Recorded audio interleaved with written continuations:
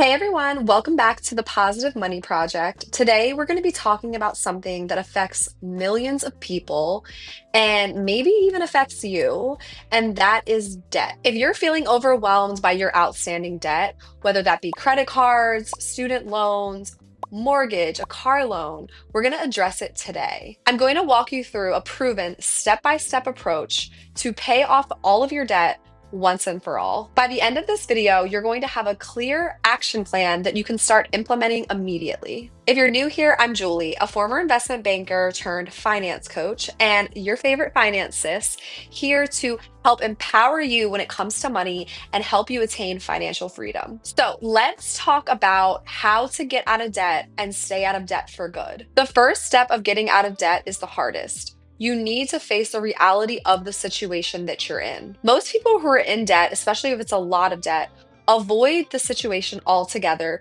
because of the emotional and psychological pain it brings them to think about it. They find looking at the numbers scary, and so they avoid it. But the problem with that is you cannot fix what you don't acknowledge. So here's what you need to do right now if you are someone who is struggling with debt. First, you need to take a complete debt inventory. You need to know exactly what you owe, to whom, and how much. So for step one, get a sheet of paper or a spreadsheet, whatever works best for you, and list every single debt that you have. List the name, the outstanding balance, the interest rate, and the minimum payment. In this step, you're going to include every single debt that you have. Everything from your student loans, your mortgage, your credit card debt, car loans, any personal loans.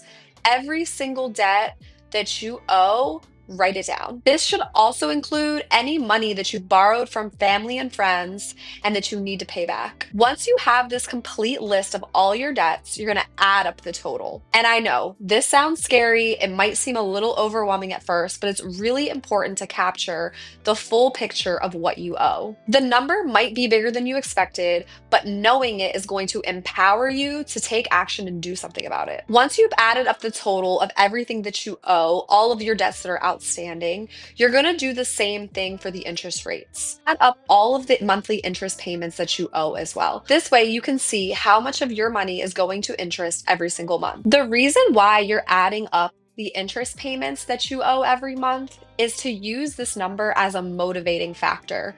When you see that you're paying your credit card companies and your other creditors 50, 100, 200, or even more dollars in interest every single month, this is going to motivate you to do something about it. The second step for your debt payoff is going to be to stop the metaphorical bleeding. If your ship is sinking and there's a hole in it, the first thing you need to do is plug the hole. The same metaphor applies here.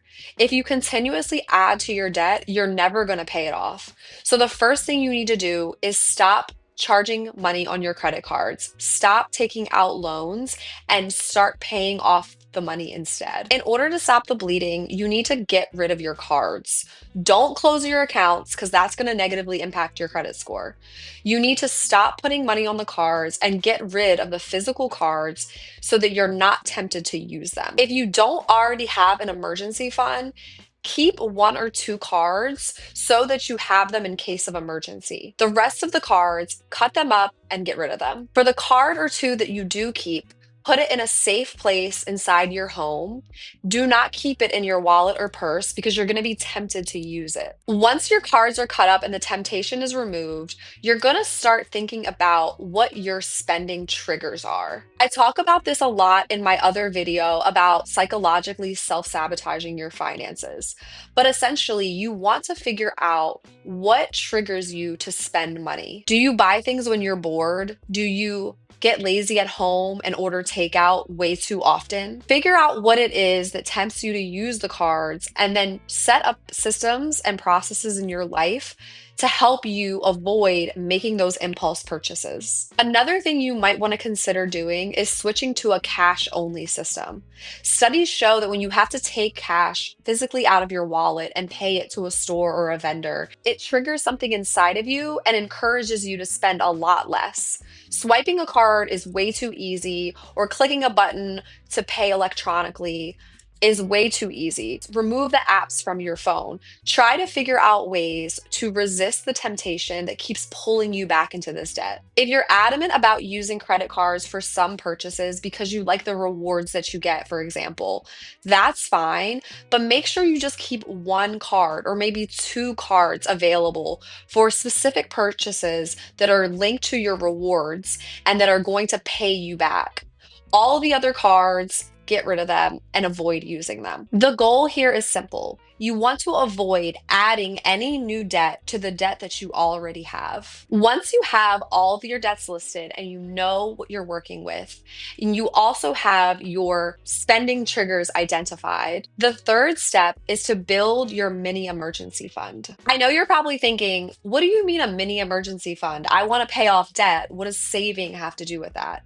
Let me tell you why. Unexpected expenses are what push people further into debt. If an emergency or an unexpected expense arises in your life and you don't have a cushion to be able to cover that emergency, you're going to end up pulling out a credit card and swiping it in order to afford whatever emergency appears in your life. So, in order to avoid continuing to put more and more debt on your credit cards or having to take out a personal loan when an emergency arises, you're going to build an emergency fund to protect yourself against this. So, step three is to save $1,000 into a high yield savings account as fast as possible. If you already have $1,000 in a high yield savings account, great, amazing, you can skip this step. If, however, you don't have $1,000 mini emergency fund, you need to save it as soon as possible. How are you going to find this money? You are going to increase your income or decrease your spending. Some examples of ways to do this are to get a side hustle, to take on extra hours at work if you get paid hourly,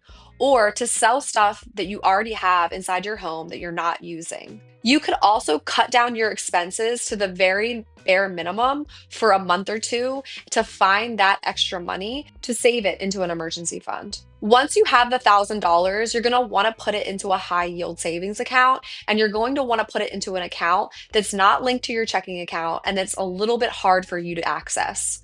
The reason for this is you want to be able to get to the money in case of emergency, but you don't want the money to be so easily accessible that you're just going to spend it on a whim for a non-emergency. Once you have your $1,000 saved, you're ready for step four. So in step four, we're going to finally start paying off your debt. But in order to do that, we need to figure out which of your debts should be paid off immediately and which are fine to pay off over a longer time frame while you're also prioritizing other financial goals. Here's a good time to talk about good debt versus bad debt. Bad debt is consumer debt with high interest rates.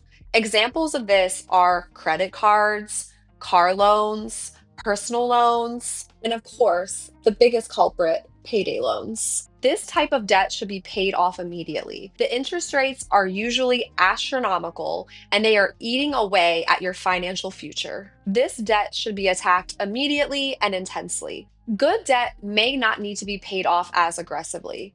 Good debt or lower interest rate debt usually helps you to build assets or to achieve higher earning power in the future. Examples of good debt include student loans, mortgages, or a car loan with a low interest rate when you need reliable transportation to get to work. Usually, good debt has lower interest rates around 3 to 5, maybe even 6%. But the key here is these are loans for things that are helping to make your future better. And usually, you can pay these debts off over a longer time period, and the interest rates will not be as detrimental to your financial future. The key consideration here in deciding whether or not to pay off a debt is the interest rate. If you have a debt with an interest rate around 5 or 6%, maybe you can pay that more slowly over time. If you have a debt, even if it's for a good asset building reason, but the interest rate is in the double digits, you may want to pay that off more quickly. Paying off the high interest rate debt is the priority. The lower interest rate debt can be paid off more slowly over time, and you can prioritize other financial goals simultaneously. Once you've identified which of your debts are considered good debt versus bad debt, the next step is to choose a debt payoff strategy. There are two proven methods to pay off debt, the one that works best for both your financial situation as well as for your personality. The first method is the debt snowball method. In the debt snowball method, you list your debts from the smallest outstanding balance to the largest outstanding balance. Then you begin paying off the debts from the smallest to the largest. Every time you pay off a debt, it's going to give you a psychological win that's going to encourage you to keep going. During the entire payoff cycle, you're going to continue making minimum payments on all your debts. But any extra money that you have in your budget is going to first go to the smallest debt, and you're going to work your way down as they're paid off. Getting quick wins by paying off the smallest debts gives you the psychological motivation to stick with the program. The second debt payoff method is the debt avalanche. In the debt avalanche method, you list your debts from the highest interest rate to the lowest interest rate, and you attack them accordingly. Just as with the debt snowball method, you're going to continue making minimum payments on all of your debts. But any extra money that you have in your budget for debt paydown, you're going to attack the highest interest rate debt first. Once that's paid off, you're going to go to the next highest and so on. This method is the most optimal for people who are motivated by numbers and efficiency. By using this method, you're going to save the most money in interest payments. However, it may take you a long time to pay off your smallest balance debt, which could demotivate you in the process. But if you're someone who is focused on the money and saving as much as possible, this method could actually motivate you. So, which method should you choose? As I mentioned before, you should choose the one that's going to keep you motivated and will encourage you to stick it out until all of your debts are paid off. If you need motivation and quick wins, go with the snowball. If you're disciplined and motivated by optimization, go with the avalanche. The best method is the one that's going to keep you motivated. Once you've decided on your debt payoff approach, you're going to then find the money to attack your debt. When you think about the minimum payments that your credit card requires, they're extraordinarily low. If you only pay the minimum balance every month, it's going to be very difficult to keep up with the interest accrual. Therefore, you need to find additional money in your budget in order to pay these debts off faster. So in this step, that's exactly what you're going to do.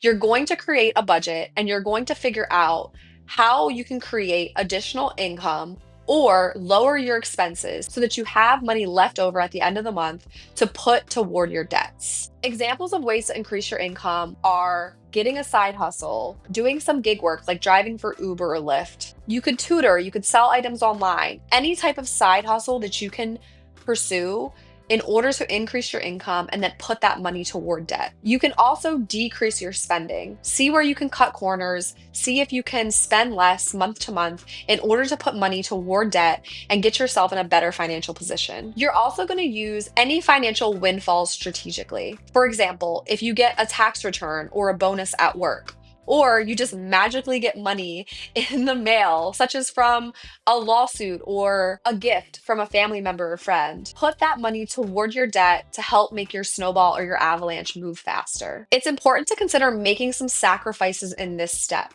The sooner you pay off your debt, the sooner you can go back to treating yourself without guilt. When it comes to paying off debt, every extra $100 is days, if not weeks or months, saved being in debt. Once you have your budget set up and you're making automatic payments toward your debt, and you've found additional money in your budget to put toward your debt, the next step is to consider some additional strategic moves that can help your snowball and avalanche move even faster. If you're struggling to make your payments, or if you just want to decrease the amount of interest that you're going to pay over the course of your loan or credit card, call your creditors and negotiate the rates. Many credit card companies and lenders will work with you in order to bring down your rates so that you can pay off your debts faster. They're incentivized to work with you because they'd rather have you pay off what you owe and be in good standing with them than not pay it off altogether. Another thing you can do is to consider a debt consolidation loan. If you have a lot of credit card debt in the double digits, you might want to consider getting a loan, consolidating all of those outstanding balances at a lower interest rate. This can not only save you money and interest payments, but it could also simplify your payoff plan. If you decide to take on a consolidation loan, however, a really important thing to remember is not to take on any more credit card debt. Once you consolidate your debt into a loan, you can make steady payments over time. This will simplify your debt payoff plan. However, if you are tempted to take on additional credit card debt after you take on a loan, you're going to be in an even worse position than you were before. There are a couple things that I would avoid when paying off debt. One is doing balance transfers. Some people are supporters of this methodology. However, when you do a balance transfer, you might get incentivized at first, but there's usually a fee to transfer your balance. There's usually a limited time introductory period where this is beneficial to you as the consumer. And if you're already struggling with credit card debt, it's a risky move to make. I would also avoid bankruptcy and any debt settlement programs unless it's absolutely necessary. These should be last resorts as they damage your credit and they have long-term lasting financial consequences. The next and final step in the process is to stay motivated. Getting out of debt is a marathon, and staying motivated throughout the process is critical. In order to stay motivated, I highly encourage you to track your progress in a visual manner. This might look like creating a tracker that you can keep posted to your refrigerator, or maybe you really like spreadsheets and you can have a countdown in a spreadsheet. Whatever works for you, monitoring your progress is going to keep you going. Another really important way to stay motivated is to celebrate your milestones. If you pay off that first credit card or that first outstanding loan, celebrate it. Treat yourself to something nice, but not too expensive. Tell your friends and family, and do something small to celebrate, even if it's something at home and it doesn't cost any money. Maybe it's a movie night or a date night with your spouse. Celebrate your progress along the way, otherwise it's going to feel like an uphill battle. Another thing you can do in order to stay motivated is find a community. Find other people that are also on their debt-free journeys. Share stories and ideas, collaborate with them, get help with your struggles, and celebrate your wins. You can join my free online community at positivemomentumproject.com. And lastly, you're going to want to remember your why. There's a reason that you want to get out of debt. There's a feeling that you're looking for. There are other financial goals that you want to achieve in your life. Keep those at the forefront of your mind anytime you get demotivated or discouraged. When your motivation wanes, revisit your why. Getting out of debt is not going to be easy, but it's completely doable. Thousands of people make the debt-free journey every year, and you can too. Remember the steps that we just talked about. Face your reality. Stop creating new debt. Build your emergency fund. Understand good versus bad debt. Choose your payoff method. Find extra money in your budget. Use other strategic tactics wisely, and stay motivated. The journey could take months or even years depending on your current situation. But imagine how it's going to feel to make that final debt payment. Imagine getting paid and having your entire paycheck available to you instead of having to use any of it to pay off debt. That freedom alone is worth the sacrifice. So if you have debt outstanding, start today. Pull out that piece of paper or open up that spreadsheet and get started. Your future self is going to thank you. If this video helped you, please like it and consider subscribing to my channel. If you think this video could help someone you know, please share it with them. Drop a comment below telling me what you're doing this week to start paying off your debt. Thank you all so much for watching, and I will see you in the next video.